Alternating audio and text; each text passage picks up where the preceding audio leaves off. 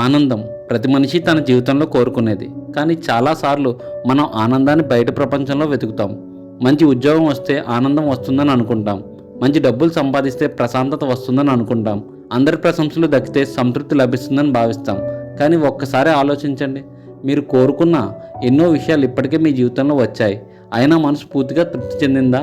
ఎందుకంటే ఆనందం అనేది ఒక గమ్యం కాదు, అది ఒక స్థితి. మన జీవితంలో జరిగే ప్రతి సంఘటనను మనం నియంత్రించలేం, కానీ ఆ సంఘటనకు ఎలా స్పందించాలో మాత్రం మన చేతిలోనే ఉంటుంది. మీ జీవితంలో ఈరోజు ఏ సమస్య ఉన్నా అది శాశ్వతం కాదు. ఈరోజు ఉన్న చీకటి రేపు వెలుగుకు మార్గం వేస్తుంది.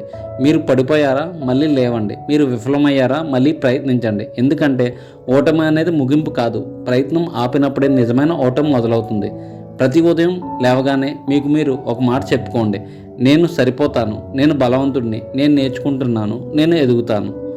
జీవితం మీకు ఇచ్చిన ప్రతి అనుభవం ఒక గురువు, ప్రతి సవాలు ఒక పాఠం, ప్రతిరోజు ఒక కొత్త అవకాశం. కాబట్టి గతం గురించి బాధపడకండి, భవిష్యత్తు గురించి భయపడకండి. ఈ క్షణం పూర్తిగా జీవించండి. మీ శ్వాసను గమనించండి, మీ మనసును ప్రశాంతంగా ఉంచుకోండి. మీలో ఉన్న అపారమైన శక్తిని గుర్తించండి. మీరు అనుకున్న దానికంటే ఎక్కువ సామర్థ్యం మీలో ఉంది. మీరు వెతుకుతున్న ప్రశాంతత మీలోనే ఉంది. మీరు కోరుకున్న ఆనందం మీలోనే ఉంది. మీ జీవితాన్ని మార్చే శక్తి మీ చేతిలోనే ఉంది.